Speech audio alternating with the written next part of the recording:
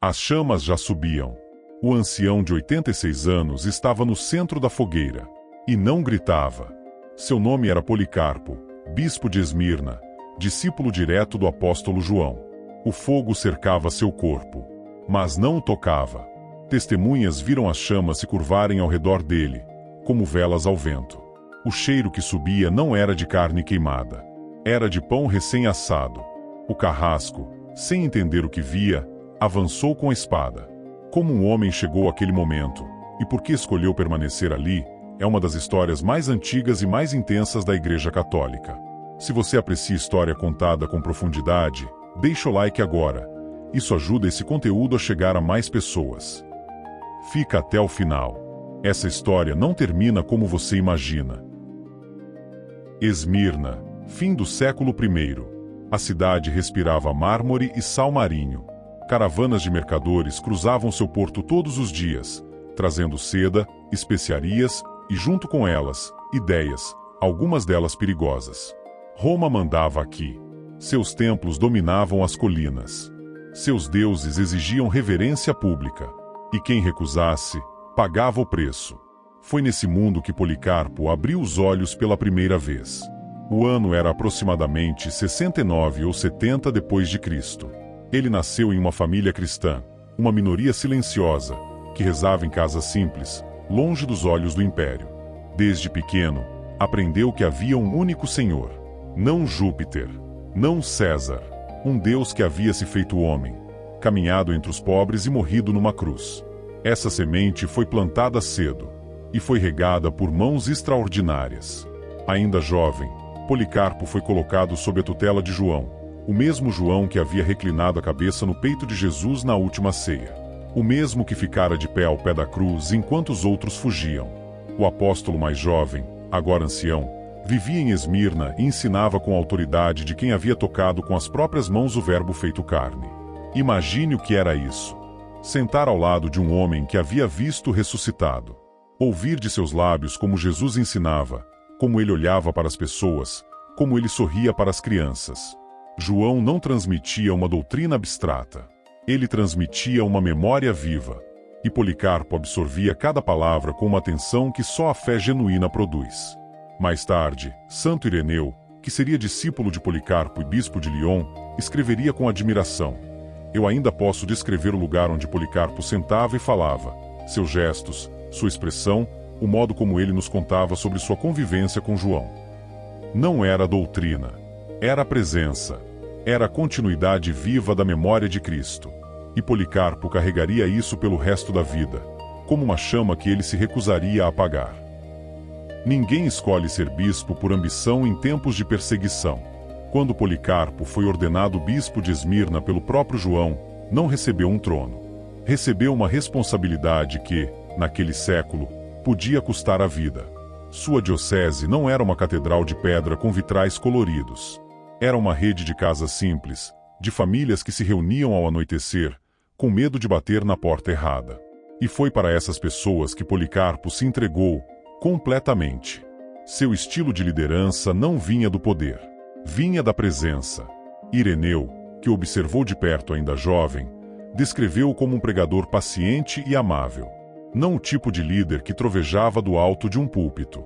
O tipo que sentava ao lado das viúvas, que conhecia o nome dos escravos, que visitava os doentes sem avisar. Esmirna era uma cidade de contrastes violentos. Ricos e miseráveis dividiam as mesmas ruas sem nunca realmente se ver.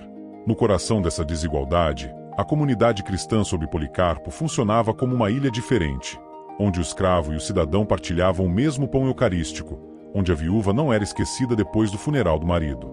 Mas o maior desafio de Policarpo não era a pobreza. Era a confusão. O século II foi um período de explosão de ideias sobre Cristo, muitas delas distorcidas. Gnósticos, marcionitas, docetistas. Cada grupo trazia uma versão diferente de Jesus. Alguns diziam que ele nunca havia realmente sofrido, porque era puro espírito. Outros descartavam o Antigo Testamento inteiro. Outros ainda criavam evangelhos paralelos, cheios de segredos e hierarquias iniciáticas. Para um cristão simples, sem formação, era fácil se perder. Policarpo não entrava em pânico diante disso. Ele respondia com clareza e com paciência. Sua arma era a memória apostólica que João lhe havia transmitido. Quando alguém chegava com uma nova teoria sobre Cristo, Policarpo não precisava de argumentos filosóficos elaborados. Ele tinha algo mais sólido. Isso não é o que João me ensinou. Certa vez, encontrou em Roma um dos principais hereges da época, Marcião, que lhe perguntou se ele o conhecia. Policarpo respondeu sem hesitar: "Conheço. Você é o primogênito de Satanás." Não era crueldade. Era a brutalidade honesta de quem sabia exatamente o que estava em jogo. A fé de pessoas simples que dependiam da clareza de seus pastores. Décadas se passaram assim. Policarpo envelheceu no serviço. Seus cabelos embranqueceram sobre os ombros de uma cidade que aprendia, aos poucos, a confiar nele. E então, um dia, chegou um prisioneiro às suas portas. Era o ano de 107 depois de Cristo. Um grupo de soldados romanos atravessou o porto de Esmirna escoltando um prisioneiro. Ele caminhava com as mãos acorrentadas, mas com a postura de quem não havia sido vencido. Seu nome era Inácio, bispo de Antioquia, uma das comunidades cristãs mais importantes do Oriente. Estava sendo levado a Roma para ser jogado às feras no anfiteatro. Policarpo foi ao seu encontro. Os dois se abraçaram como irmãos que nunca haviam se encontrado, mas que se reconheciam na mesma fé, no mesmo chamado, na mesma disposição de morrer pelo que acreditavam. Inácio tinha o rosto marcado pela viagem, mas os olhos acesos. Policarpo tinha o peso dos anos de episcopado nas costas, mas a firmeza de quem havia aprendido com João o que significava amar até o fim. Esmirna se tornou, por alguns dias, uma pausa na Via Crucis de Inácio. Ali, entre os fiéis da cidade, Inácio escreveu 4 das suas 7 cartas célebres, dirigidas às igrejas da Ásia Menor. Palavras que percorreriam séculos. E de Troade, já retomada a marcha, escreveu diretamente a Policarpo. A carta era um misto de ternura e encomenda. Ele o chamava de bom pastor e combatente pela causa de Cristo. E pedia que transmitisse sua última lembrança à igreja de Antioquia, como quem confia ao amigo a mensagem que não conseguirá entregar pessoalmente. Policarpo nunca esqueceu aquele encontro. Quando os filipenses escreveram pedindo as cartas de Inácio, foi a Policarpo que se dirigiram, sabiam que ele as havia guardado. E o bispo de Esmirna as enviou, acompanhadas de uma carta sua, exortando os fiéis a caminharem na justiça, a crerem na ressurreição e a terem sempre diante dos olhos o exemplo dos mártires. Aquela carta aos filipenses chegou até nós. Ainda hoje é possível lê-la. Nela, Policarpo não fala de si mesmo. Fala de Cristo. Fala de Inácio. Fala dos que sofreram antes. É o texto de um homem que havia compreendido que a fé não é uma conquista individual, é uma corrente. Uma corrente de testemunhos passados de mão em mão, de geração em geração, capaz de resistir ao tempo e ao império. Esse encontro entre Policarpo e Inácio te tocou? Comenta aqui embaixo qual parte da história mais te surpreendeu até agora. Leio todos os comentários. Era o final do ano 154. Policarpo tinha mais de 80 anos. A viagem de Esmirna a Roma, por mar e terra, era longa e exigente até para os jovens. Para um ancião, era uma provação. Mas ele partiu assim mesmo, porque havia algo maior do que seu cansaço em jogo. A questão era aparentemente simples, mas carregava um peso enorme. As igrejas do Oriente celebravam a Páscoa no dia 14 do mês judaico de Nisan, a data exata da morte de Jesus, conforme o calendário hebraico. Roma e as igrejas do Ocidente celebravam no domingo seguinte a esse dia, enfatizando a ressurreição. 2 calendários, 2 tradições, uma única fé. Para cristãos de fora, poderia parecer uma disputa trivial. Para quem vivia aquele tempo, não era. A data da Páscoa definia o ritmo espiritual de comunidades inteiras. Era o centro do ano litúrgico. E a divergência criava uma fratura visível na unidade da igreja, algo que os inimigos do Evangelho podiam explorar. Policarpo foi recebido pelo Papa Aniceto com respeito e fraternidade. Os dois conversaram longamente. Policarpo apresentou a tradição que havia recebido de João, a tradição apostólica do Oriente. Aniceto apresentou a prática romana, igualmente antiga e igualmente venerável. Nenhum dos dois abriu mão de sua posição. Mas nenhum dos dois transformou a divergência em ruptura. O que aconteceu a seguir é um dos gestos mais belos da história da igreja primitiva. Aniceto convidou Policarpo a presidir a Eucaristia em Roma, em sinal de honra e comunhão plena. Os dois partiram em paz. As igrejas permaneceram unidas. A diferença de data continuou existindo por algum tempo, mas a caridade prevaleceu sobre a controvérsia. Policarpo voltou a Esmirna carregando algo que nenhuma resolução conciliar poderia substituir: a certeza de que a igreja, mesmo nas suas tensões internas, era capaz de permanecer uma. Essa viagem seria sua última. Meses depois de seu retorno, o clima em Esmirna mudou. O imperador Antonino Pio, até então relativamente tolerante, permitiu que a pressão popular contra os cristãos se intensificasse. A multidão queria sangue. E havia um nome que ela repetia nas ruas com raiva crescente: o nome do bispo ancião que se recusava a sacrificar aos deuses de Roma. Policarpo foi avisado por amigos. Havia tempo de partir, de se esconder, de ganhar alguns dias. E ele partiu, mas não para fugir para sempre. Policarpo se escondeu numa casa simples nos arredores de Esmirna. Não era covardia, era sabedoria. Ele havia visto o suficiente para saber que cada dia ainda vivo era um dia de serviço à sua comunidade. Rezava. Recebia visitas de fiéis em segredo. E dormia pouco, não por medo, mas porque passava as madrugadas em oração, intercedendo por nomes que conhecia um a um. Certa noite, teve uma visão. Viu o travesseiro onde repousava sua cabeça pegando fogo. Acordou em silêncio e disse às pessoas ao seu redor, com a calma de quem anuncia uma mudança de tempo: vou ser queimado vivo. Não havia desespero nessa frase. Havia reconhecimento. Quando os soldados chegaram, guiados por um servo que havia cedido sob pressão, Policarpo poderia ter fugido. A porta dos fundos estava aberta. Mas ele ordenou que seus acompanhantes servissem comida e bebida aos soldados, e pediu apenas 1 hora para rezar. Os soldados, desconcertados por aquela serenidade, concordaram. Policarpo rezou por 2 horas. Rezou em voz alta, de joelhos, com os nomes de todos que havia conhecido no coração. Quando terminou, os próprios soldados que haviam vindo prendê-lo sentiam algo que não conseguiam nomear: um constrangimento silencioso diante daquele ancião que tratava sua própria prisão como uma liturgia. No estádio de Esmirna, a multidão esperava. O procônsul tentou ser razoável.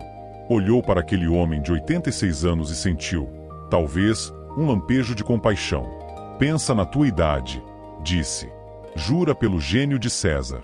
Amaldiçoe Cristo e eu te liberto. Policarpo ficou em silêncio por um instante. Depois respondeu com palavras que atravessariam 20 séculos. Por 86 anos eu servi, e ele nunca me fez mal algum. Como poderia blasfemar contra meu rei e meu salvador?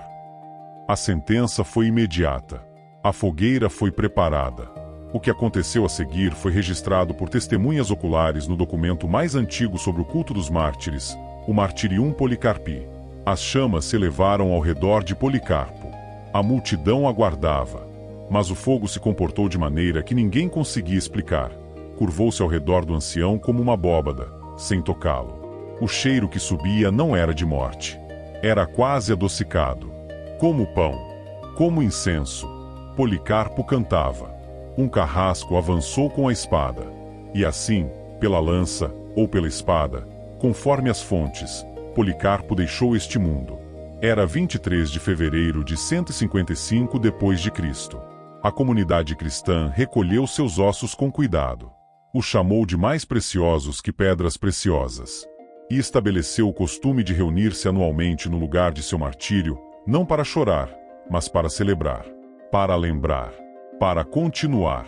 Era a primeira vez, na história registrada da Igreja, que uma comunidade criava um culto litúrgico em torno de um mártir. Policarpo não foi apenas um bispo. Foi o começo de uma tradição inteira de honrar aqueles que morreram pela fé, uma tradição que chegou até nós, intacta, através de 20 séculos. Há uma pergunta que fica suspensa no ar depois de tudo isso. Por que um homem de 86 anos, que havia sobrevivido a décadas de perseguição, que havia cruzado o Mediterrâneo para manter a Igreja unida, que havia formado santos e combatido heresias com paciência e mansidão, por que esse homem escolheu permanecer? Ele tinha tempo de fugir. Tinha amigos dispostos a escondê-lo.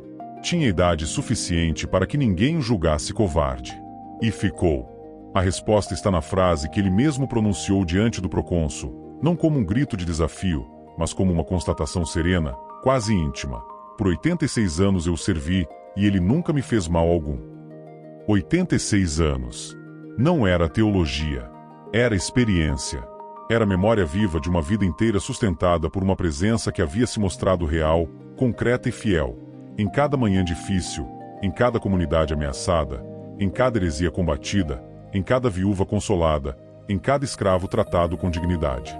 Policarpo não morreu por uma ideia. Morreu por uma pessoa.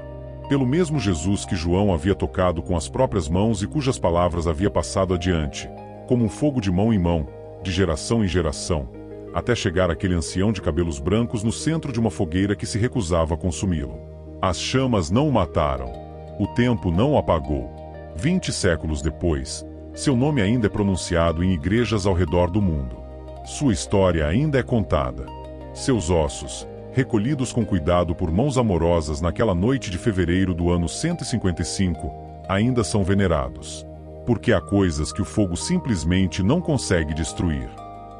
Se essa história tocou algo em você, deixa o like, compartilha com alguém que precise ouvir isso hoje, e se inscreve no canal para não perder os próximos episódios. Nos comentários, me conta, qual santo você quer que a gente conte a seguir? Escreve o nome aqui embaixo, a gente lê tudo, e as histórias com mais pedidos entram na fila de produção. Cada nome que você escreve é uma história que pode chegar a milhares de pessoas. A corrente continua.